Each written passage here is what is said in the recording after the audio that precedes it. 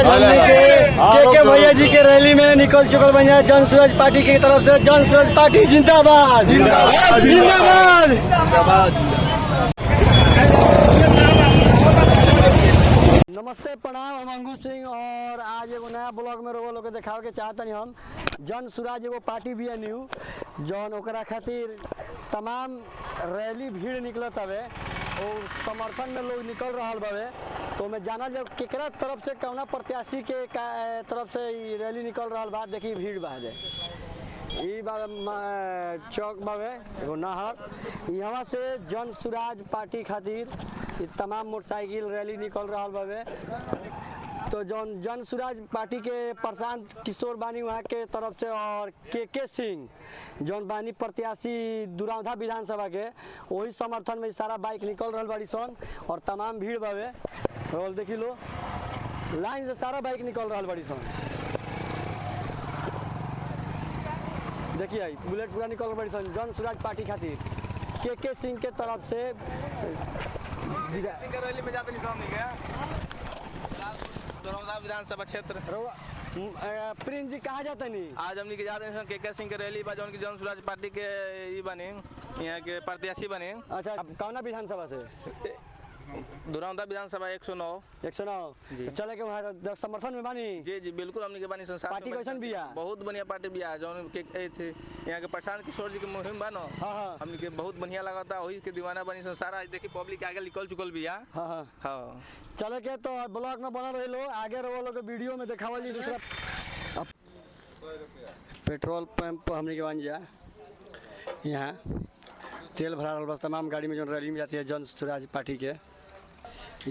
Chainpur petrol pump बावे और बहुत लोग पीछे भी बा। अभी तमाम गाड़ी बाड़ी सन और ये सब गाड़ी में तेल फुल होई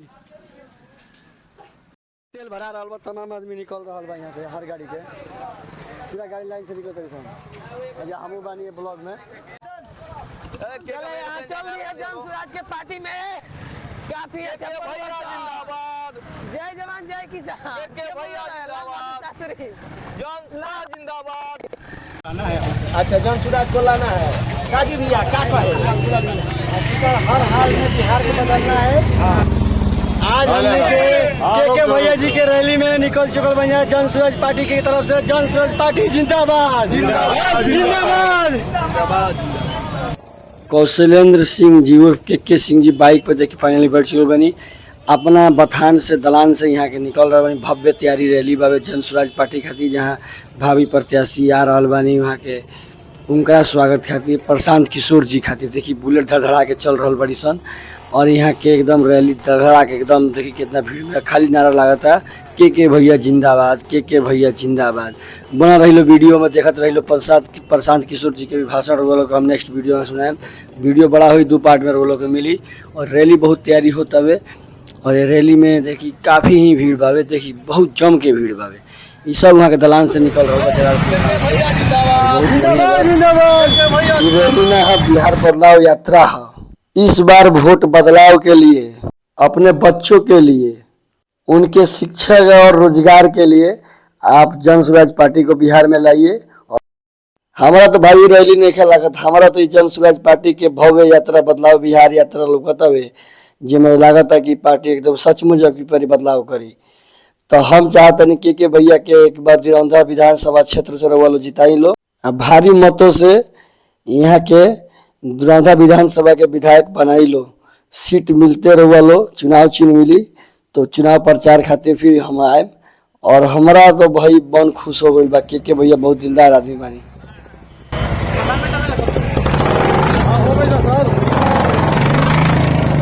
चलो ब्लॉग वीडियो में जुड़ा रही लो और देखते रही लो रैली कितना काफ़ी लंबा बावे बहुत दूर तक ले बावे। हमारा लगा था कि 2-3 पार्ट में वीडियो बनी छोटा छोटा क्लिप करके जाई कि टाइम ना मिला आदमी के देखे खातिर।